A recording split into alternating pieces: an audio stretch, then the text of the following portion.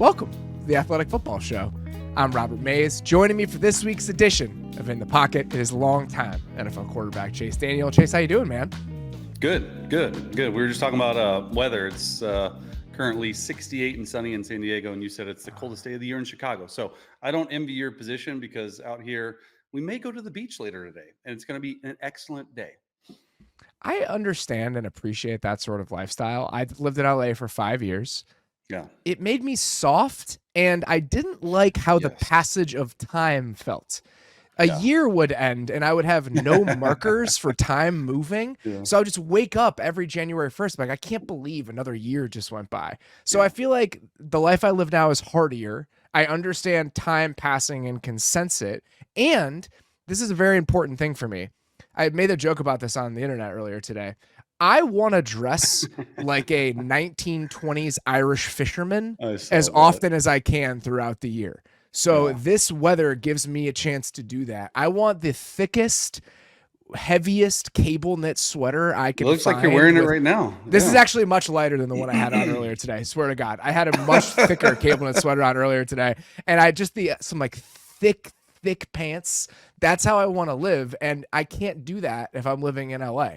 So I very much can settle into the best version of myself sartorially when I live in the Midwest. So that's what I'm after. Yeah. I mean, I get it. And it has made me soft, but I think the one thing that I probably miss about living in the Midwest or even in Dallas where it can get freezing cold, it's just the seasons, right? Like the season change here. It just seems like every day for the most part is summer or spring, and that's great. But that's why we live out here. We go take trips to Colorado. We're going to New York later. So we go to the cold spots for 4 or 5 days, get our fix, and then we're back right out here.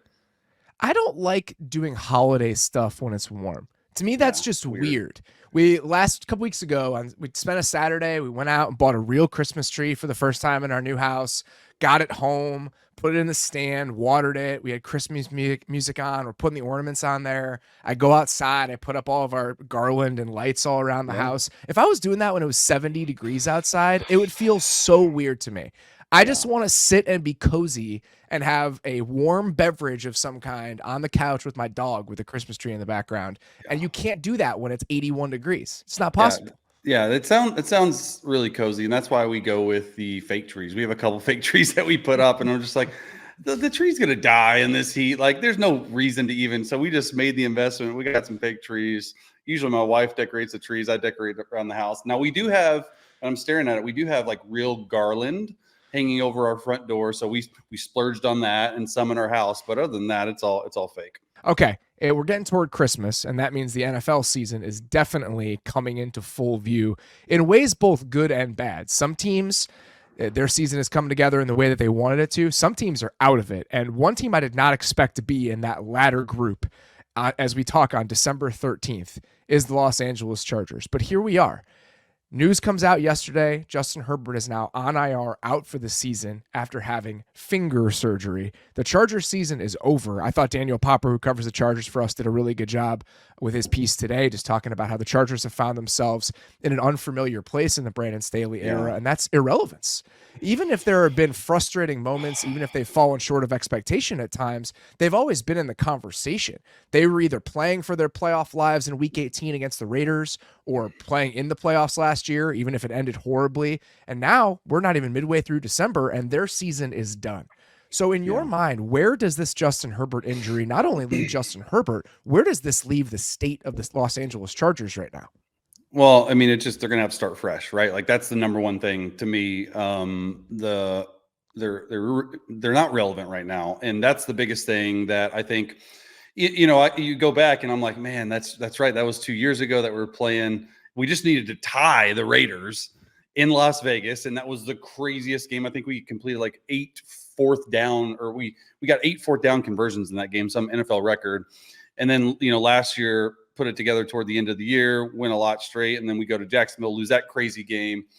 And it did feel a little bit different from an outsider's perspective, but yet an insider. So I was like towing the line on both, like, okay, how do I feel about the Chargers going into the season? Because I've been in there, I've seen it, and then try to step back, put the media cap on and understand, okay, well, And I was sort of mixed. I thought for sure with the hire of Kellen Moore that they were going to do better things, and that maybe finally in his third year at the helm, that Brandon Staley could fix that defense. And it just is not true at all. And it just hasn't happened. And that's probably the number one thing that Brandon Staley's going to regret, that a bunch of Chargers fans regret, is getting their hope up, right? Like time and time. This is different. This is different. It seems like it happens every single year.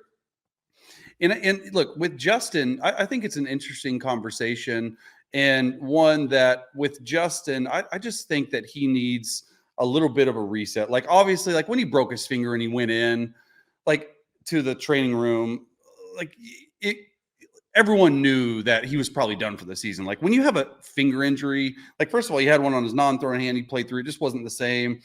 And then he had this injury, and then he had a rib injury last year. It just seems like these little, I say little, they're really not little injuries, but these injuries that keep mounting up, like sort of take away from his greatness. And he hasn't really been himself since 2021.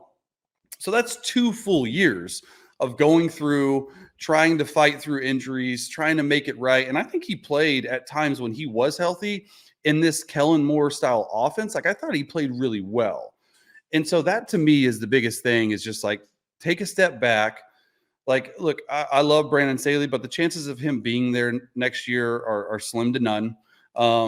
And that's sort of the state, in my opinion, right now of Justin and the Chargers. And it's hard to watch because I know all those guys. Like, yeah, I sweated with those guys. We went to battle with those guys. We worked through a lot of stuff in that locker room, just like any other team would. And just like 2021, the way it ended, 2022, the way it ended with that playoff loss. And you're thinking, man, and Justin still doesn't have a playoff win. That's the biggest thing to me, that going into this probably new like head coaching search, that you're going to have someone that really gets the most out of Justin Herbert. How would you categorize the first 4 years of Justin Herbert's career? Are you satisfied with them? Do you think they're disappointing from a team success perspective? All the guys that have gotten these top of the market quarterback deals over the last offseason or two, guys drafted in 2020, 2021. Think about those players. Joe Burrow has been to 2 AFC championship games and a Super Bowl. Jalen Hurts went to the Super Bowl last year. Lamar Jackson has an MVP award. Justin Herbert's individual accolades and team accolades have never risen to that level.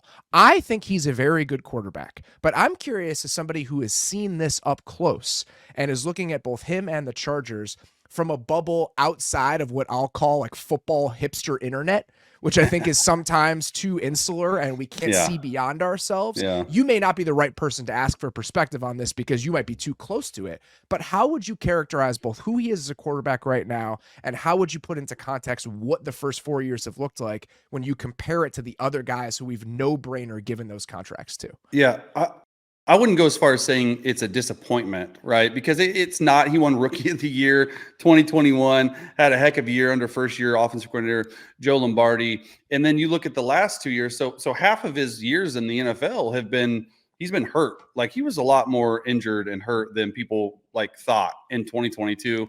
That affected his play. Of course it did. Is that its own problem though? In what way? If these guys if he's going to have lingering injuries that continue to affect him, is that its own issue? Well, I would say that I don't necessarily know if they're lingering in terms of like, it's not like he's not because this dude works out like crazy. Like he's a workout machine. Warrior. He's absolutely shredded up. People do not appreciate that about him. Standing next to that guy, he's in insane shape. He really is. So it's just a little bit, I call like like you have a guy that always gets injured. Like, okay, cool. This isn't Justin. He's just a little bit of bad luck. Like a finger and then 2 fingers in the same year. And then just the way he landed in the KC game when he fractured his rib cartilage, like it didn't even look bad. Like it just looked like he landed and all of a sudden, and then that just turns into it. So I don't think that's a separate issue. But the biggest thing with Justin, I tend to agree with you, by the way. I think this is just a stretch of bad luck, which we've seen for other guys in the past. And the thing with Justin that I just go back to is that, the supporting cast around him on offense is really, really good. Now, are they going to be able to keep all those guys together? Is Quentin Johnson finally going to step up and be the guy they hope that they would? Are they going to be able to keep Austin Eckler? Are they going to be able to keep Mike Williams and Keenan Allen both? What are they going to do in the draft? I think they've solidified that offensive line for the most part. And it's really like, if you look at the games where Justin's played well, it's been those games that the run game is married with the pass game. He's under center, play action, deep shots down the field, taking those shots. And then look, the Lombardi offense, people want to give Lombardi a bad rap. It was just the way teams were playing us in 2022 when we just didn't throw the ball down the field. And I think Kellen Moore sort of unlocked that. So that's a whole nother issue. Like, first of all, does Kellen Moore, if Brandon Staley gets fired, does Kellen Moore get an interview there because of his success with Justin in that offense? And secondly, if not, if you bring in a new head coach, do you keep Kellen Moore? Because Kellen Moore is, I mean, he's going to get scooped up, probably going to get some head coaching interviews like he has the past couple of years. So it's an interesting situation over there in LA. Let's talk about the personnel first. This is going to be a challenging offseason because of how many chips they pushed into the middle of the table for 2023. This team is currently $42 million over the 2024 salary cap. And that's with Justin Herbert carrying a $19 million cap hit next year. That's it. This huge contract, this huge extension, those big numbers aren't coming until a little bit further down the road. I want to read some cap figures to you. Khalil Mack, $38.5 million. Joey Bosa, $36.6 million. Mike Williams, $32.4 million. Keenan Allen, $34.7 million. And there are a bunch of other guys in the $15 to $20 million range. There are decisions that are going to have to be made, and I'm fascinated by what those decisions are ultimately going to look like. Do they trade one of these guys? Do they trade Joey Bosa? Yeah. Do they move on from Mike Williams where they can save $20 million against the cap? So I think that there are going to be some serious hits to some of that supporting cast next year, whether it's on offense or defense. And you talk about a reset. I'm wondering how hard of a reset this team actually hits, especially if we get a new front office along with a new coaching staff, which I think is a possibility. Yeah, I mean, it is a possibility, and those are astronomical numbers. First of all, like, it just seems to me that they've kicked the can down the road. Now, will they continue to kick the can down the road? I don't think they're going to keep every single one of those players, but Keenan, like I got to give Keenan some love. Like, he just keeps doing it. Like, he's an ageless wonder. It is insane. And I would say, like, if I had to choose, like, you're going to keep Keenan over Mike, because Mike's sort of that injury, his knee, you don't know how it is. He's sort of injury prone, still a really good player, but I think Keenan does more for Justin in the pass game. Now, that's the thing about this is, like, you drafted Quentin Johnson to replace Mike Williams at some point. Is that point this year? I have no idea. Like, that's just so many different layers. Like, is Tom Telesco still there? Are there other changes in the front office? Does this new head coach that they bring in, if they fire Staley, does he have say over the roster? Does he bring his own guy? So I don't know if you're going to do this like crazy hard reset, maybe like the Rams did after they won the Super Bowl, just because they couldn't afford everyone. But the D line is interesting, like Khalil Mack and Joey Bosa over 30.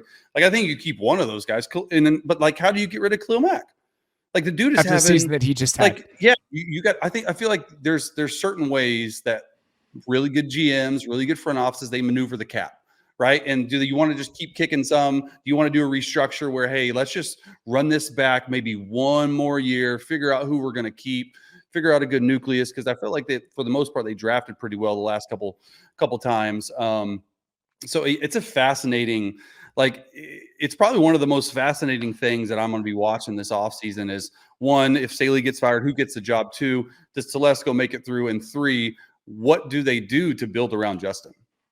If they move on from Khalil Mack, Mike Williams, and let's say Corey Linsley, whose health is a question moving forward, he's obviously missed most of this season with a heart issue, they're already under the cap with those three. So they can do it. They're just going to have to lose some of these big name pieces that we're talking about. And I think Mike Williams and even maybe Joey Bosa, think about how injured they've been over the last couple of years. It might be time to move on from a couple of those guys and move in a new direction. And Corey specifically, when we talk about what this offense has been missing this season, I think his absence has been underrated. If you watch what they're doing, especially against pressure right now, they just aren't doing a great job with their pressure plan and how they're picking stuff up. And I think that they've missed him specifically in that area. But overall, The offensive line was supposed to be a marginal strength this year compared to Yeah. previous seasons. With Slater coming back, Pipkins was supposed to be healthier on the right side after a lingering injury all of last year. They were dropping Jamari Sawyer in at right guard. Zion Johnson was moving back to his natural position at left guard. Supposed to be a strength of the roster rather than a drawback, which should have been in previous years. But if you look at some of the areas where this team was supposed to be better, everybody I talked to in training camp, everybody there, what needs to be better on offense? What needs to be better on offense? We need to be able to run the ball. We Yeah. need to be able to run the ball consistently based on how teams are playing against us. That was hammered over and over and over again. Everybody in football media was obsessed with this pushing the ball down the field stuff, and that was going to be the difference. Everybody in that building was telling you Yeah. how much better the run game was going to be because of Kellen Moore. Where do you think the Chargers rank in rushing success rate this season? 26th. 30th. Oh, even worse. The Bucks and the Jets are the only two teams worse than them. So I think right now, the plans they've tried to institute offensively over the last couple of years have not worked. And that's why, to me, you need a fairly hard reset for what that's going to look like, which brings me to the question I really wanted to ask you. Everything is on the table right now, essentially, because this could arguably be the most attractive head coaching job that comes open because of what everyone thinks about the quarterback, justifiably. Yeah. So if you were picking an offense to drop Justin Herbert into, and you can have anything in the NFL that you wanted, you could steal from any system, any coordinator, who would it be? How would you reset this thing? Ben Johnson.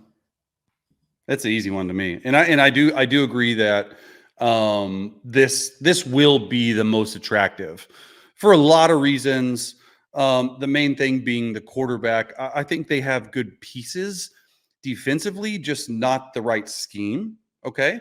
And so I think that you bring in, and we've talked about this before, and I think you bring in like an offensive, innovative coach, because you have to, after you give the contract to what Justin does, like Justin is your franchise, you have to make sure that he is happy, he is playing well in that system, and just the creativity, the use of motion, the use of different personnel groups, what he's able to do, what he's done with Jared Goff. Could you imagine, like I loved Goff, and Goff's playing well, struggled as of late, but could you imagine what he'd do with Justin Herbert? Like in those weapons, like you would say, for the most part, other than the running backs, like in the offensive line for Detroit, the skill players in LA are better than the skill players that are in Detroit. I'm pushing back on this. Okay. I don't think that the receiver room, other than I don't think the Chargers have this great collection of skill position talent without Mike Williams on the field. And we haven't been able to count on him at all. We just said he might not be on the roster next year. If you look at who he's throwing the ball to right now, we got Alex Erickson out there, and Jalen Guyton, and Gerald Everett, and Stone Smart. I think that we have this idea of what the Chargers are when everyone is on the field and everything is clicking and running on all cylinders. And I just don't think that they've been that for a little while. So I don't think the Lions are great by any stretch, but I don't think the Chargers have this super team of offensive skill position talent the way we've thought about them in the past. Yeah, that's fair. But I would say like I imagine with the quarterbacking and the skill group that they could put together on offense with Quentin Johnson, say Quentin Johnson and Keenan and Mike come back, and you get Eckler back, like that's a good group. You got to get a tight end in there. But I would love to see like a Ben Johnson paired with like an old head defensive coordinator that like just is like matter of fact. We're doing a couple things on defense. We're not going to be this crazy blitzing defense. We're not going to just play cover 2 or cover 4. Like, here's what we're going to do. Like I know it'll never happen, but I just go back to Vic Fangio.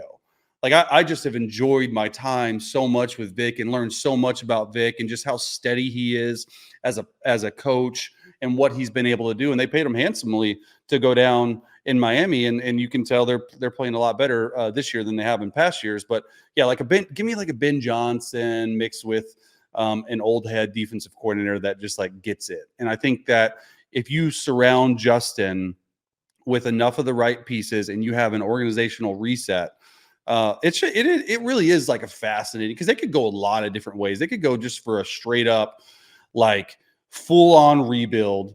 Okay, everyone is fired and let's just start new. But I don't know. I mean, I just go back to I think Tom Telesco does a great job. And does he get another head coach hire? That's what it comes down to. It'd be a lot of them, man. He's gotten more leeway and a lot more leash than a lot of general managers around the NFL have with some of the missteps. Who would you like to see? That's another thing. Who would you like to see? You're probably more in the know on a GM.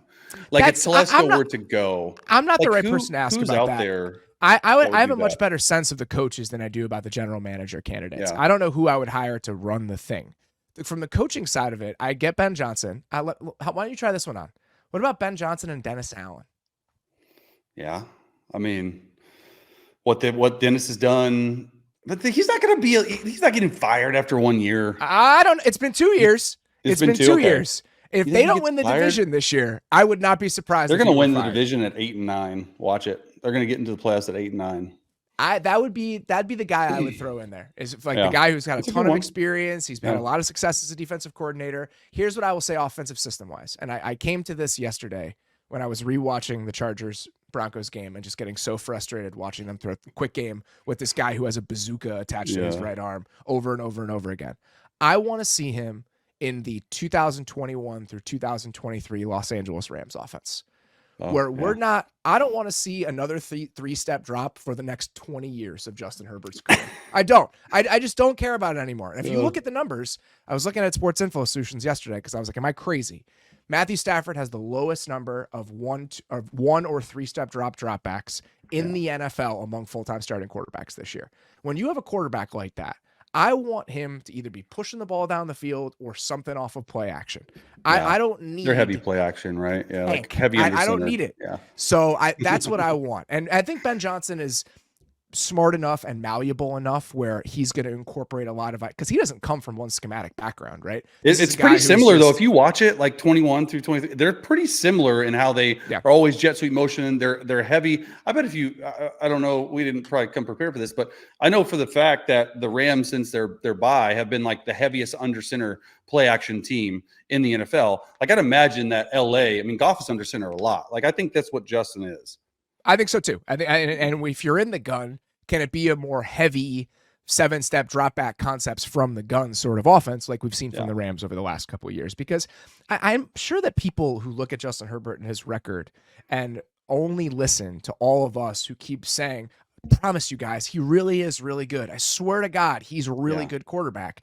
It reminds me a little bit, and I think Matthew Stafford was more mired in the middle during his time in Detroit than people consider Justin Herbert, who a lot of people are putting as a top 5-6 quarterback. Yeah. But it's similar to me. It's like, how can this guy with all this talent be a part of these forgettable teams? Like at a certain point, shouldn't his offenses be better than this if he's super talented? Even with talented quarterbacks, you look at how much circumstances matter and how much context matters. And if you put them in the right spot with a couple tweaks here and there, we can see different versions of them. And that's why I don't think we need wholesale changes to all of the offensive personnel or what Justin Herbert is, but just little tiny tweaks of the dial to make sure that we're getting everything we can out of him. And I think that sort of offense is the best route to make that happen. Yeah, and I think you hit it right on. Like a lot of times people that don't understand NFL offenses, they just think that, or teams like, we just need to throw everything out the window. We need to start from scratch. No, you don't. You don't need to start from scratch. It's these little bitty details, even from like, hey, under center play action, like a little bit wider play action snap point than like inside zone. Like just something that you can get feedback from Justin and say, I feel really comfortable doing this. Okay, well, this is, hey, if I'm under center, I don't want to naked to my left. I just want to naked to my right and I want to set up. Or maybe I like going to my left because it switches up what defenses do. Just all the little bitty intricacies of the game. You switch a couple of those with a couple personnel changes, like you're going to get the most out of Herbert.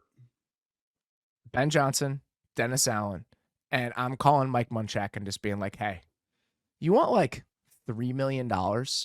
I know you're semi-retired, but it's warm out here. It's nice out here. Would be crazy. Here's like $3 million. And I know the Chargers don't typically operate like that. No. But looking at how underwhelming the performance of this year's offensive line has been when you compare it to the hopes we had for this group coming in, that to me is also a very important hire for however they build this next staff. But we can talk about this forever. There's a lot of other things we want to get to. Okay.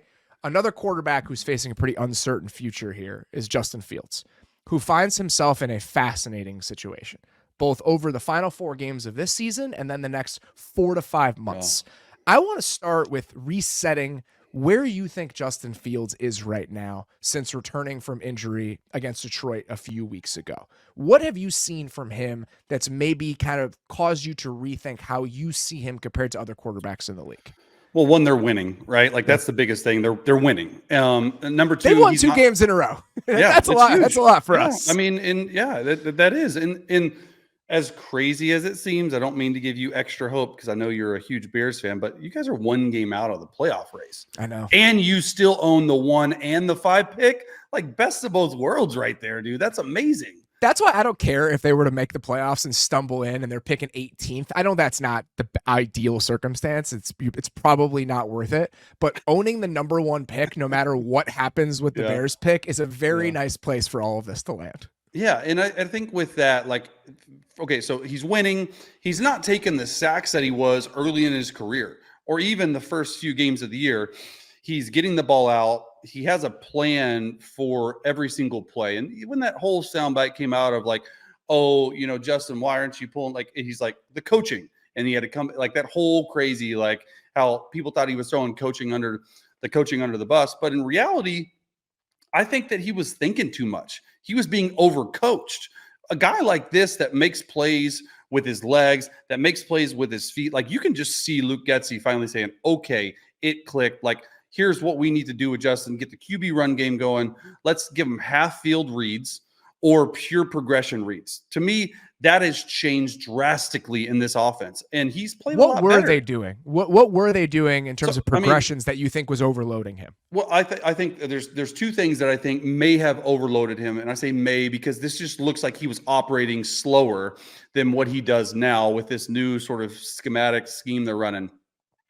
One was it was a heavy first really 6 games of last year until the New England game. And then really the first couple games of this year, it was the heavy play action under center shot game. And I'm just like, that's not what he does. Like having to trust that he can throw the ball deep enough and accurately enough. Not that he can't do it, but the fact that is like you have this guy, this extremely talented football player under center and just tell him to throw. If it's not there, throw it. Like, no, that changed. They're not doing that quite anymore. Now they did it a couple times last game and he wide open guys. Like imagine that. And then the second thing was in shotgun, what they were having him do is read coverages post snap. And all quarterbacks do it, but like, hey, here's your single high zone side. Here's your quarters side. And with so many things going on defense, like, and what teams were doing, like, especially that Minnesota game, they're blitzing all the time. Like, it's just hard for a quarterback to operate when even if you second guess your decision to work the right side, and all of a sudden there's a side that you work, say you work the quarters beater side, and for some reason they rotate late, it's single high, it's not good, just wasn't finding his check down quick enough. Like, to me, that's what was going on. And to me, you watch, and maybe there's a few plays like that every game, but most of the pass game is, hey, get out on the edge, like a gun play action, which I think is really good, an RPO, and then like pick and stick sides is what we call it. So like, hey, just read left to right, or read, hey, high to low, flooding the side of the field. All this has changed, and it's made him, in my opinion, play more confident. And when he's played more confident, you're starting to see success, man. You're starting to see him use his legs. You're starting to see him do these things that when they drafted him that they hoped that he would do.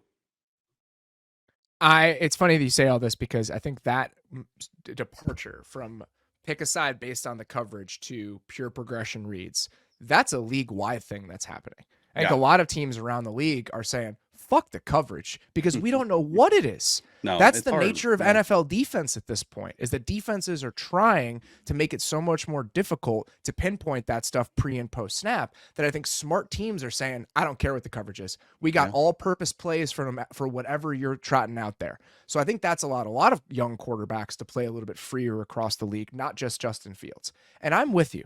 I think that we've seen an uptick in confidence, just the swagger he's played with over the last 3 weeks. When he's doing that dance after the slide in the first Detroit game, down one was I love seeing that. When you think about how beaten down he's appeared at times during his career, that's been really encouraging. All of that being said, there's still stuff that worries me.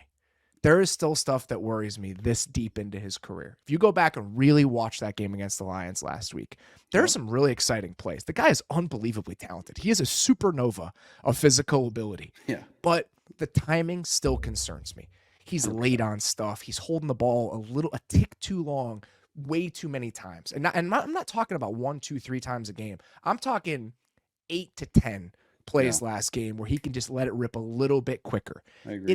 He is an imperfect quarterback. And for the Bears, that's why I land on the side of, you have a clean break, just take the clean break. If you're going to deal with an imperfect quarterback prospect, deal with the one you're picking on a rookie contract that is arguably a better prospect than Justin Fields. You have a free chance to turn the page. For them, I think that makes sense. For other teams that don't have that clean break opportunity and need someone at quarterback, I think he is still a very interesting proposition. Teams that have painted themselves into a corner a little bit at the position. Would you feel this way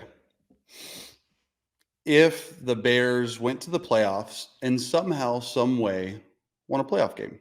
Would you feel the exact same way with the turnaround that Justin has done? You sort of paused. No, I would sort of paused there. I would feel this way. If they were continuing, if they won a bunch more games, to me, it's not about the end result. To me, it's about the process of how we're getting there. Okay. If they're winning a lot more games where he's making 3, 4, 5 plays as an athlete every single game, the defense is playing at a really high level, which it is, I'm using that as a reason to say, what if we dropped a more consistent quarterback into this situation with this defense? Then what could we be? Not, this is good enough, let's continue to play this out.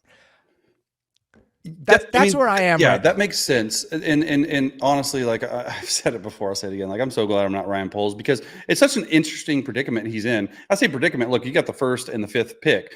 Like, are we? And this is just like rhetorical for viewers. Are we having this question and conversation if the Bears don't pick 1? Right? Because there's really not, but they are. No, yeah, and I know that. But that's also like got to play into it in terms of like thinking, like, how do you know that Caleb Williams or Drake May is going to pan out? Are you going to get the next CJ Stroud? You don't know that. You don't. And that's why. But you don't know Justin Fields is going to pan out either. Yeah. And at least with those guys, you have 4 cheap years and a huge runway to eventually make that decision. You have to make the decision on Justin Fields' 5th-year option after this year. I don't know if they so that's exactly what I was just, I don't know if they pick up the 5th-year option, and they still might draft a quarterback at 1 and have him sit under Justin. Like, all these scenarios are in place. I don't think that's likely going to happen, but there's a possibility that you could have 2 of these quarterbacks at a very unique number, right? Like, rookies, you have Justin Fields not on his 5th-year option, low salary, and then you have a Caleb Williams or a Drake May, 1st-round pick for that, pretty low salary too.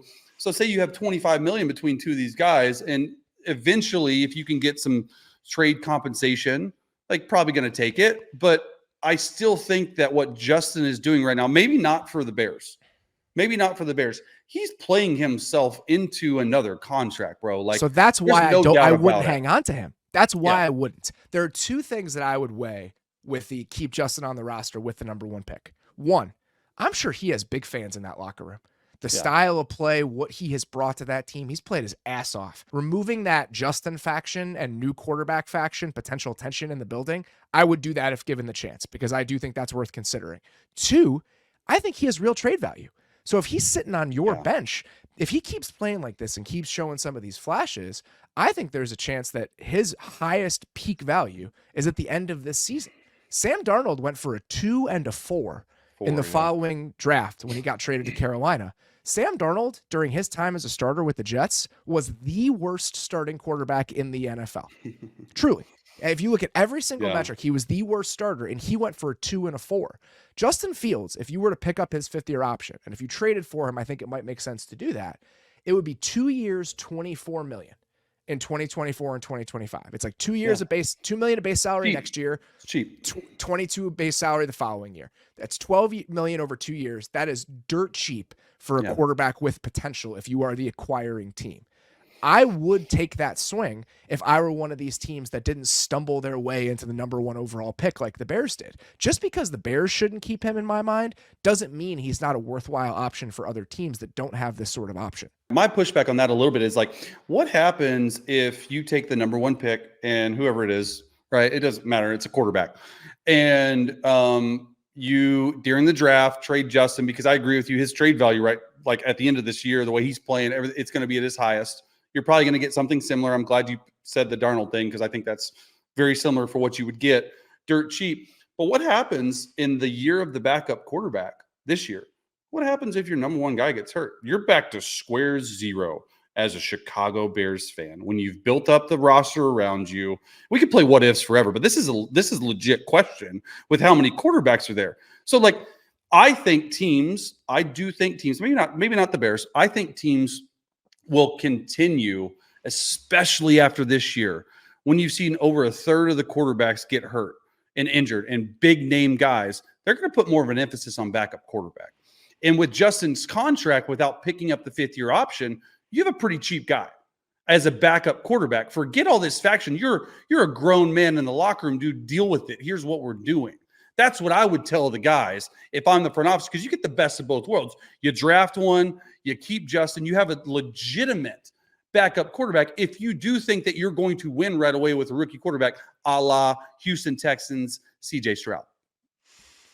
This is where our difference in perspective becomes really important. You're looking at this like a lifetime backup quarterback. I'm looking at it as a football internet nerd who's seeing the 2nd and 4th round picks and just being like, I want that. Yeah, I'd rather have the picks than the security at backup quarterback. I always come back to the Tom Moore thing. It's like, if the starter goes down, we're fucked and we don't practice fucked. Like I would much rather live in that world with the picks, but that's where I'm at. So in this little hypothetical that we're talking about, where Justin Fields gets traded, who do you think makes the most sense for Justin Fields this offseason if he's going to get moved, which I think he's going to?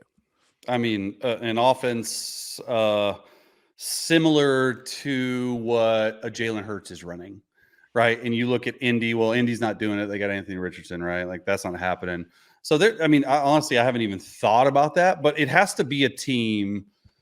First of all, if you're trading for a Justin Fields, you have to be willing to completely, like, if you're trading for him and what you're giving up and what you're paying, he's your guy, at least for the next year or two. So you got to build an offense that fits his skill set. And his skill set is what he's been doing as of late. And that is the like half field reads that we're talking about, the RPO type thing. Like, I could just imagine if you put and teach Justin Fields what Jalen Hurts offense and what they've been doing in Philly, and you run that offense, I think he could be a superstar. Like, I do think that there's a little bit of, I don't think it's being talked about enough. Is like, if Justin is in the right fit with the right guys around him, I think he could be special. Now, I'm not saying a top 10 quarterback in the league. I don't know. Maybe. But I think that you put guys around him and you build a true offense around him, because this offense was not built for Justin. And that's the craziest thing about it is, like, you saw the first 6 or 7 games of the year until the New England game last year. And I'm like, what are we doing? And all of a sudden he now switches the offense and they roll like on offense, at least the rest of the year. And then you have the same offensive coordinator, same quarterback. You look at the first 2 or 3 games of this year, you do the exact same thing. Like, that KC game was hard to watch, bro. Like, I'm like, what are we doing? Like, that's not Justin. And all of a sudden you switch it up again in the back-to-back games before he was injured. He goes off and then he plays like. So if you just build around him, I think there's something to it that you could have special around him. I don't disagree. And again, I think for other teams that aren't being handed the number 1 overall pick in the draft, there is an appeal to that sort of path and that sort of timeline. There are a group of teams that I would keep coming back to when having this discussion, okay? The team from a football perspective, from an offensive structure perspective, from a need perspective, that to me makes the most sense in a vacuum is Atlanta. You drop him into that offense with the quarterback run game they've shown a willingness to adopt with the right guy. When they had Marcus Mariota, the play action shots they took off of it, just from a pure football perspective in a vacuum, not something I think will happen, I think Atlanta makes the most sense. The other teams I would mention, if Washington doesn't put themselves in a position to draft a quarterback in this year's draft, which they might, we'll see how high Jaden Now Daniels that ultimately would be goes. sweet, dude. If With he Bieniemy. goes to Washington, well, we'll see if Bieniemy's there, right? So that's the other question, is who's going to be in charge of the Washington football franchise. Washington is one of them. The Raiders. Okay, if the Raiders aren't in position to draft a quarterback in this year's draft, you've got Aiden O'Connell as a potential cheap option that they could just keep rolling with, but they're a team that might be in the quarterback market, and a team that I think it's particularly interesting to me because they're definitely going to be looking for a new offensive coordinator this year is the Steelers. Ooh. If the Steelers decide, hey, we did the Kenny Pickett thing, even if we didn't put him in the best position, we still think this isn't our best path forward. Are they a team that could look to take a big swing and try to go get somebody like this? And I have, by the way, I've got an interesting name for you if you're picking a coordinator to do this with. Yeah, who? Greg Roman. Oh my gosh. Yeah, I mean, what he did with Lamar was insane. I mean, right? Yeah. So you get to a place where he's overstayed his welcome when you're trying to take the next step as an offense. But what if you're trying to take your first step as an offense with this type of quarterback? Is he somebody that would be worth calling as you're trying to build that up at the beginning? I mean, yeah, absolutely. I love that name. See, you did a bunch of this research, but I like every one of those. I just did that. That just came to me in the last 10 seconds. There was no research that went into that. I mean, honestly, if you're an NFL franchise and you like, there's probably going to be, I mean, on average, there's 7 to 10 new quarterbacks a year. Like, just trying to switch. Like, so if you're one of those 7 teams maybe this year that need a quarterback or thinking about a quarterback, like Fields is probably an upgrade, right? And so I think you're definitely kicking the tires and honestly going to Chicago like, hey, what are you doing? What are you doing? What are you doing? We want to trade before it gets too high. So they're going to have multiple suitors for it. Last question I want to ask you about the Bears, because I want your perspective on this. If it keeps going like this, let's say they finish 7-10. The defense keeps playing at a top 5 clip, independent of the Justin Fields conversation. Would you keep Matt Eberflus? Yeah, I would. I think I'm not the right person to ask for that because Eber was my defensive coordinator at Missouri and helped recruit me. That's right. Yep, he was there when I was there. So I'm loyal to him, man, because he made such an impact in my life, and I just think that he's proven enough and shown enough, especially as of late. Like you gotta keep rolling with it. You hired him for a reason. Don't let one bad season get you down and move on. And there's going to be some candidates out there that might spark your interest, but I think at the end of the day, like the Bears need an Eberflus, like a CEO, defensive guy to keep you together. He's one of the best coaches I've ever seen at like keeping a locker room, talking to a locker room, keeping these guys focused. So I'm going to say yes. I think he's shown a lot in keeping this thing going in the right direction, especially on that side of the ball. I would be open to a revamp on the offensive side if they pick a quarterback first overall. I think that is something that would be worth exploring. Let's stick with the backup quarterback conversations here. And it's been hard to avoid them this year because every single week there's like a disorienting set of backup quarterback performances that make me wonder what the hell is going on. Let's start with a game a lot of people watched on Monday night, and that is Tommy DeVito leading the Giants to a win over the Packers, which we all expected, obviously. In the span of 3 weeks, the Giants went from not letting this guy throw the ball past the line of scrimmage during an NFL game to a place where he played a real role in them knocking off a potential playoff team. So I just want to put this stretch, these last couple games and Monday night's performance into context a little bit. How real is this, what we're seeing from Tommy DeVito right now? Well, it's a great story. I mean, it really is. The fact that he's living with his parents, the fact that his agent's kissing his dad's kissing his agent. I would love to live with my parents right now. That sounds awesome. Gosh, right? Just go and have mom make you dinner every night. Not for a long time, but just for a week. It sounds great. Just for one small stretch. Yeah. And so when you turn on the tape, it's a little bit of a different story. Now, he has galvanized that fan base. He's galvanized that locker room. He's won coaches over, and rightfully so, because I'm a huge fan of it. It's become a huge story, as it should. Like Tommy Cutlets is in New York, and anytime you have a interesting New York quarterback, not Daniel Jones, Italian New York quarterback. Yeah, it's important to mention. Yeah. Like Daniel Jones and him could not be more different. Like Daniel Jones is very monotone, just no emotion. This dude is he's enjoying it. And his agent, 2 days ago was on every talk show in America, and he's not hiding it. You don't say. Yeah, and he's not hiding it. That's the thing. He's like, yeah, we're trying to take advantage of this opportunity. Like, bravo, dude. Like, bravo. This guy probably his whole life is made because he was seen on national television kissing his dad. Okay, so get back to the actual play. When you turn on the film, like I broke down, I think they won in Washington, right? Couple weeks or 3 weeks ago, and I thought he played like 3 touchdowns. I thought he played really well in that game. And you turn on the last few games, and it's been okay.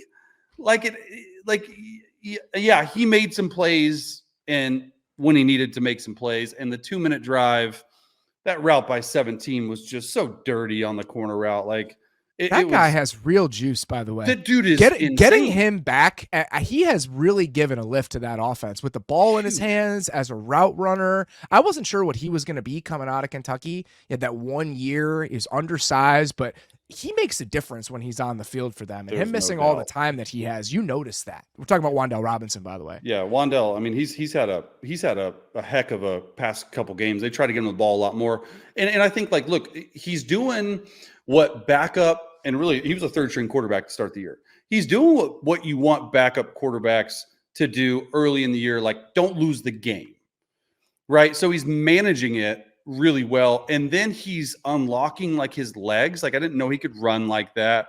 Like some of that zone read has stayed in that Daniel Jones had, and then he's just sort of made the throws that he needed to make. Now a couple of times he got off like 1st or 2nd progressions when they were open. That's just gonna, like, I don't fault him for that. Like you just got to get experience on that. But it's not this like crazy, like, oh my gosh, he's like this amazing quarterback with this strong arm. He's just sort of like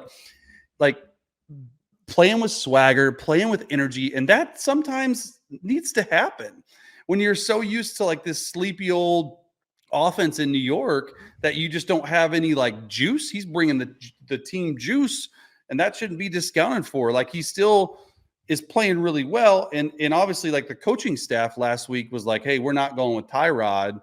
We're going with him. I thought that was surprising, but rightfully so, because the way but the way he's played, to me, that said more than like Kafka and Daboll, what they're doing. I don't know. It was an interesting situation, but when you turn on the tape, it's good. It's not great.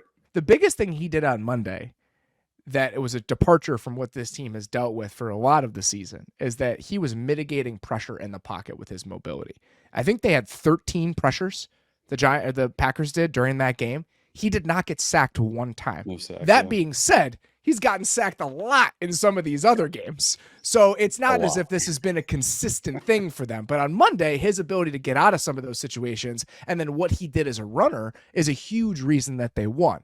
All of that being said, think this is a fun story. Think that he has given them a little bit of juice in some of these areas.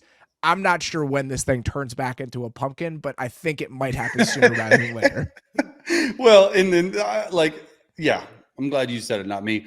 Look, I love the story, love everything about it. And honestly, like maybe did a little bit of disservice, and he can't help the way he plays on that, but like playing on Monday Night Football and balling out, the Troy and all those guys are loving you up like left and right. They have like production packages. So it just grew his legend, right, in New York and nationally. And so when it does turn around, I think it put a little bit of maybe undue pressure on him to perform a certain way.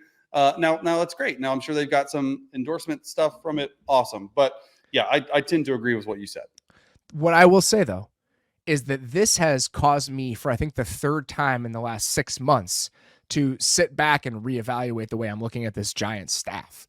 The fact that they're putting together a functional NFL offense with a bunch of backup offensive linemen, a bunch of not starting caliber offensive linemen, and their 3rd string quarterback, and they're doing this, I don't know how to process what the Brian Daboll, Mike Kafka experience has been like. Because last year, they did an unbelievable job piecing together that offense with Daniel Jones, a subpar offensive line, and 0 weapons into a borderline top 10 unit, according to every single efficiency metric you want to look at, and a team that won a playoff game. Then you look at the first half of this season, and they could not function offensively. They could not field an NFL offense. And I know the line was a mess. I know that there are a lot of extenuating circumstances, but I'm sitting there thinking, what is this? And then Tommy DeVito comes in there, and he's playing at a level that makes me rethink it again, where it's like, well, look at what they're getting out of Tommy DeVito. So my head has just been spinning around as I try to place how I'm supposed to feel about this staff and what they get out of their quarterbacks.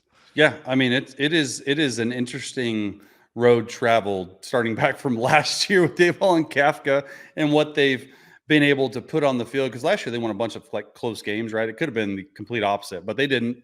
Got to the playoffs, and then this year, like you said, like that. I just remember that Dallas game. That first game was just like, oh my gosh, and that had something to do with Dallas's defense, right? But then what he did, just Dallas though, would happen every single week for the first. That's the game that sticks out though most, like for me. And then it just is like, I think the help of Wan'Dale Robinson. I think that offensive line starting to get. And if you look offensively, like truly break down the film, which I do, they're not running concepts that are like foreign. Like I'm seeing very like, I hate to use the word vanilla, but I'm going to use the word vanilla schemes offensively just to get him open. Like they ran Hank, right? It's 2 deep curls and a guy over the ball at least 3 or 4 different times. And they run. So it's not like he's just doing the normal. This is talking about like DeVito. He's doing the normal better than most.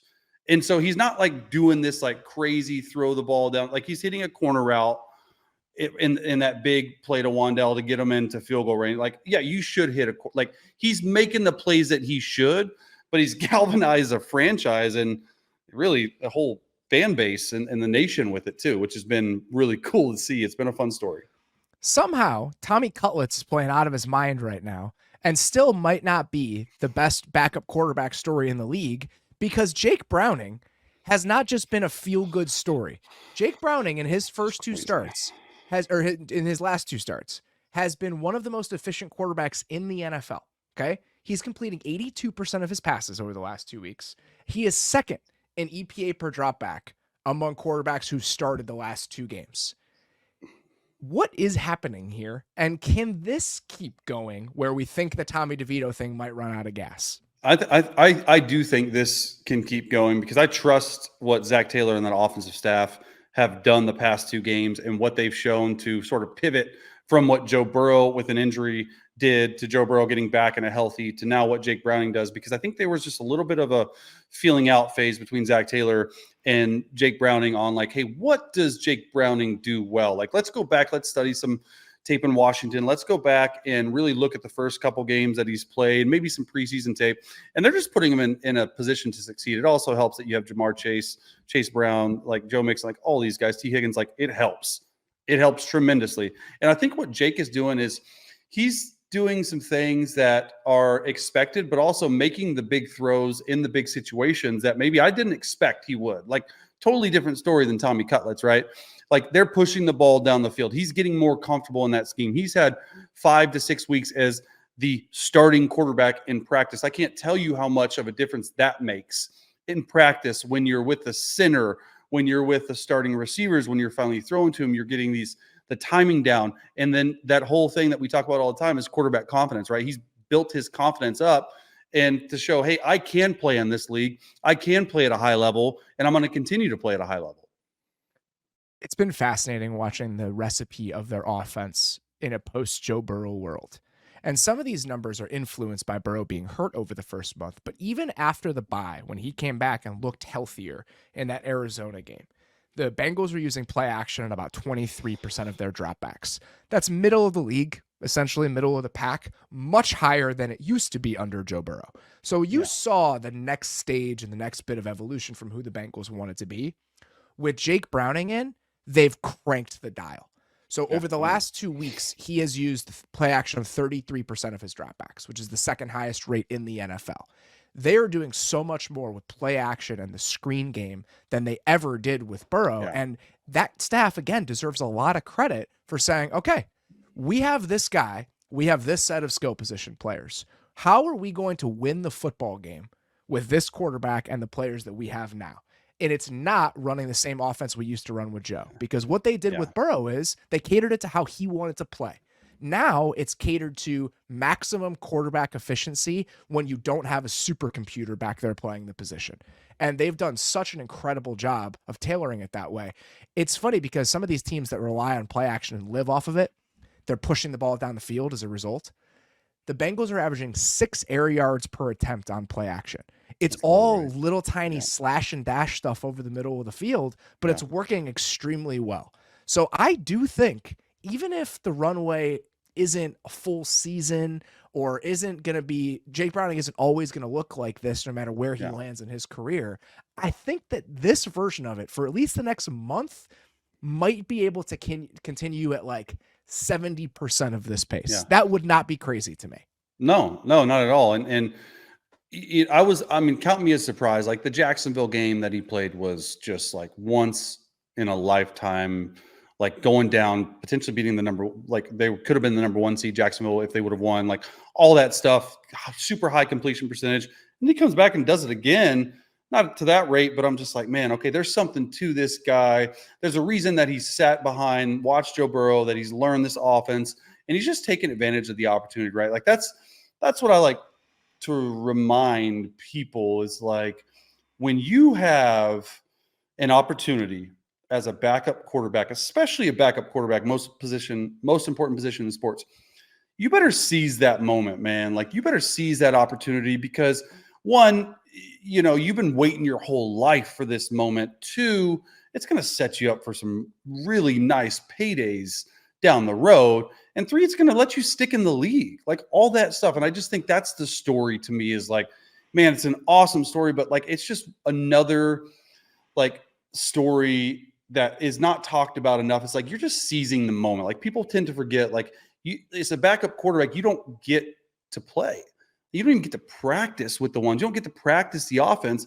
And so when I see a guy like a Tommy DeVito or a Jake Browning have that success and them seizing the moment, like it makes me excited. Jake Browning is an exclusive rights free agent after this season. He's been somebody that was struggling to hang on the back end of rosters. I encourage you guys to go listen to the conversation that Zach Kiefer had with Paul Diener Jr., who covers the Bengals for us on Kiefer and the Beats earlier this week, going through Jake Browning's story. He was calling his old college coaches ready to go be a coach after getting cut by the Vikings in 2021. And he was staring down the mortality of his career. Jake Browning, to this point, has made $1.7 million playing professional football. He came out in 2019.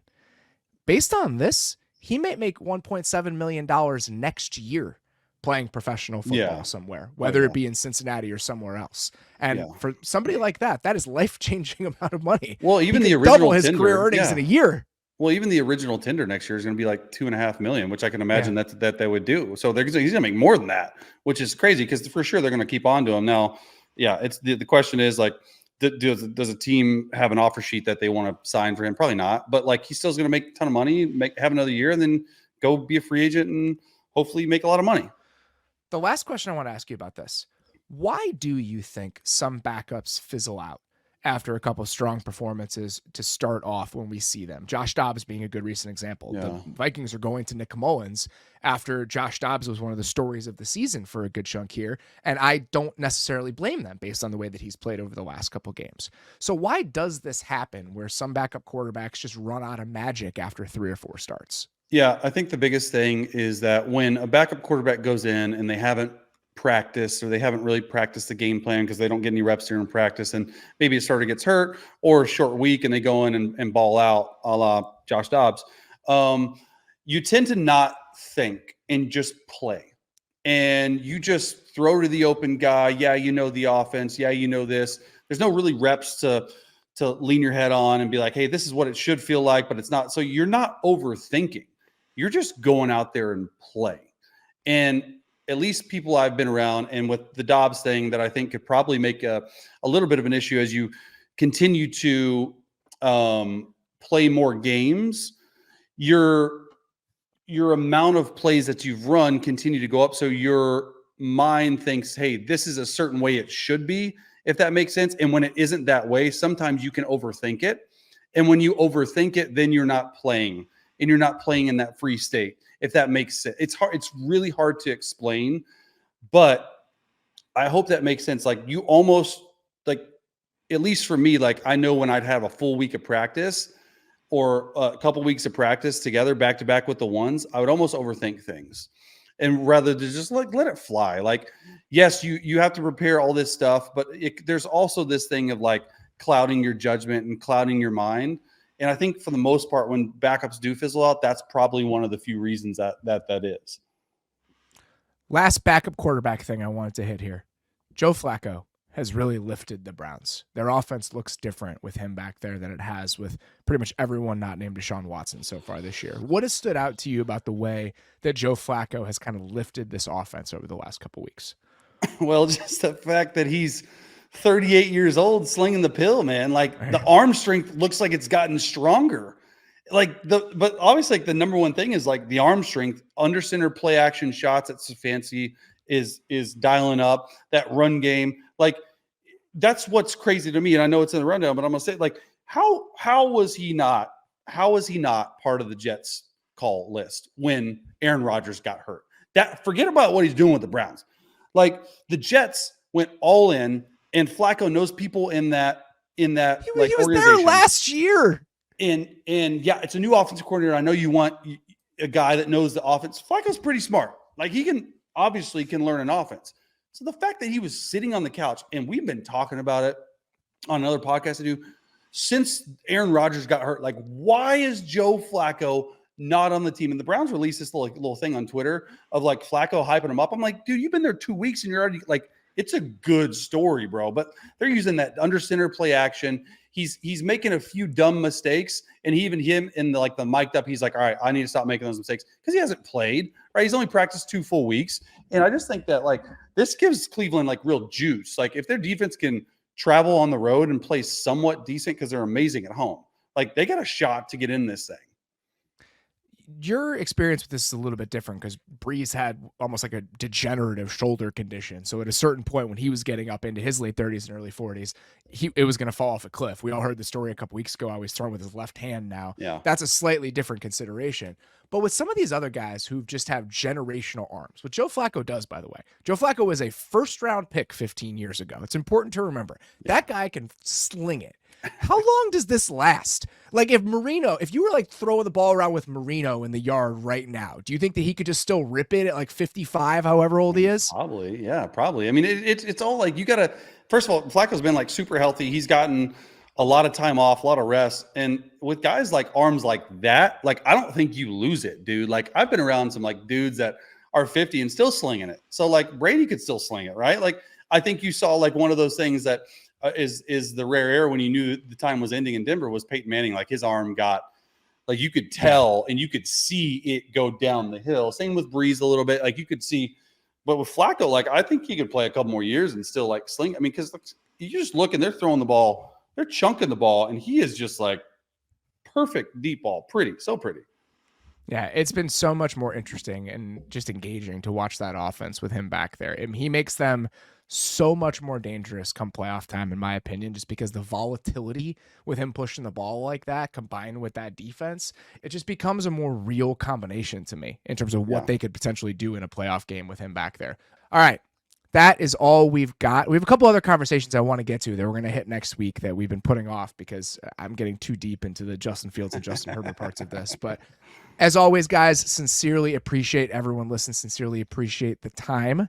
Please check out everything else that is happening on the Athletic Football Show feed this week. Like I mentioned, great episode of Kiefer and the Beats. Dane and Nate doing prospects to pros. Draft season starting to ramp up now with the tankathon situation coming into kind of crystallizing a little bit. Talking about where these guys are going to land. Guys are declaring for the draft. So plenty of stuff to dig into there. Also wanted to mention, please check out the Best of the Athletic from 2023. That article drops next week on The Athletic. There will be a hub for all of it that includes stories and podcast that is going live December 18th next week. So please be on the lookout for that and everything else that we've got coming on the feed over the next week or so. As always, appreciate you listening. We'll talk to you soon.